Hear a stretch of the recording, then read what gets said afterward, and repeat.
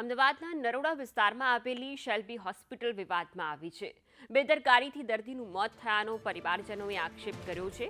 8 ડિસેમ્બરે પીએમ જય હેઠળ ઓપરેશન કરવામાં આવ્યું હતું। ઓપરેશન બાદ નસ ખુલી ગઈ હોવાનું સામે આવ્યું। બાદમાં અન્ય હોસ્પિટલમાં ખસેડવા માટે પરિવારજનોએ કહ્યું।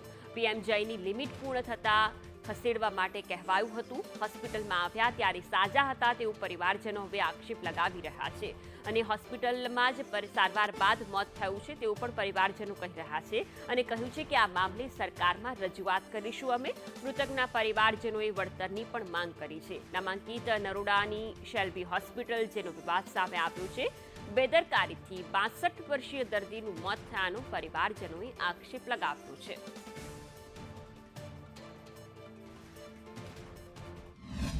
દાદાની તબિયત ખૂબ લથડતા 8 વાગે ડૉક્ટરોને ખબર પડી કે કંઈક ઓપરેશનમાં ભૂલ થઈ છે, એટલે પાછા ઓપરેશનમાં લઈ ગયા। 12:30 વાગે પાછા આપે ને પછી અમે પૂછવામાં આવ્યું કે શું થયેલું દાદાને, તો કે દાદાને અંદરનું જે ઓપરેશન કર્યું તેમાં લીકેજ રહી ગયું હતું। પછી 48 કલાક સુધી દાદા ભાનમાં ના આવ્યા। 15 તારીખે રોજ રિપોર્ટો કાઢતા માલુમ પડ્યું કે દાદાને કિડની અને લીવર ઉપર તકલીફ થઈ ગઈ છે અને અમને બોલાવવામાં આવ્યા કે ભાઈ તમારા જે પીએમજેમાં અમે દાદાને એડમિટ કર્યા હતા એ અમારું ઓપરેશન થઈ ગયું છે, પણ કિડની લીવર પીએમજેમાં ના આવે।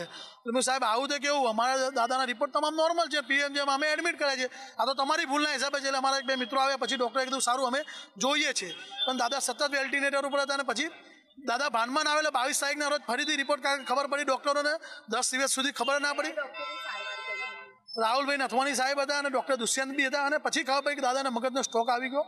ડૉક્ટરો વારે ઘડીએ અમારે પૈસા માગતા હતા, અમને એવું કહેતા કે તમે સિવિલમાં જતા રહો, રિયાન મહેતામાં જતા રહો।